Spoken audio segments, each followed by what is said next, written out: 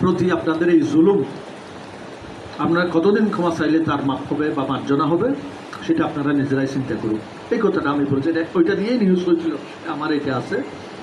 তার মানে আমি একটা কথা বলি, আমরা বঙ্কিমচন্দ্র সবগুলো ধর্ম, রবীন্দ্রনাথ সবগুলো ধর্ম, তো সবগুলো ধর্ম নিয়ে তারা সাহিত্য চর্চা করেছে আদ্যপান্ত, তারপরেও তাদের কোনো দোষ নেই। ইসলামের কোনো একটা শব্দ যদি সেখানে ঢুকে বলে এ মৌলবাদীদের প্রতিনিধিত্ব করছে, স্পেশালি ফররুখ এবং আল মাহমুদ যেই বিষয়টাকে সামনে রেখে মুসলিম হয়েছে একেবারে দীর্ঘ সময় ধরে। আল মাহমুদ পরিত্যাজ্য হয়েছে গত 17-20 বছরে, বলে তিনি এখন তো ইসলামী মৌলবাদীদের মুখপাত্র বা তাদের কলম ধরেই তিনি চলছেন, এই কথাটা তার উপর আসে। অথচ রবীন্দ্রনাথের এমন কোনো কবিতা নেই যেখানে ধর্মকে তিনি আনেননি। তবে রবীন্দ্রনাথের ধর্ম আনাটা কিন্তু তিনি পেটপুরাণ বা হিন্দু ধর্মগ্রন্থগুলোর থিমটাকে তিনি তুলে ধরেছেন। আমরা সেখানে এই মনে করলে হবে না যে, তবে আল্লাহর অশেষ রহমত যে রবীন্দ্রনাথকে বৌদ্ধিকভাবে জুতা পেটা করেছেন হুমায়ুন আজাদ।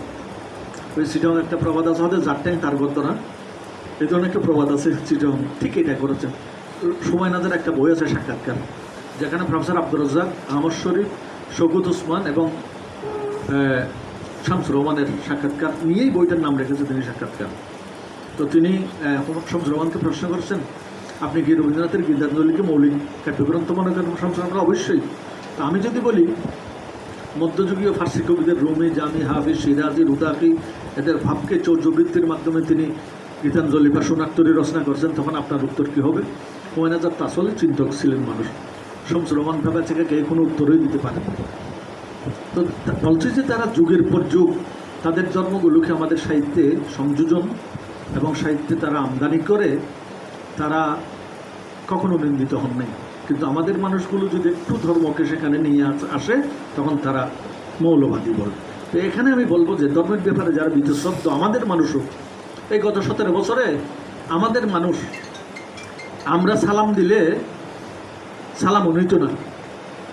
কেন নিত না? এদিক ওদিক দিয়ে তাদের বামকেও দেখতেছে কিনা, এই ধরনের মানুষেরও একটা বিশাল সংখ্যা তৈরি হয়ে গেছিল।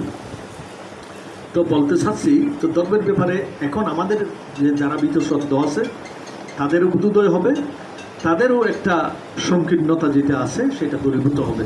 এই জন্য আমি আজকের লেখক, সম্মানীয় লেখক, তাকে অত্যন্ত আন্তরিকভাবে ধন্যবাদ জানাচ্ছি। এরপরে সাহিত্যের লাভ কি?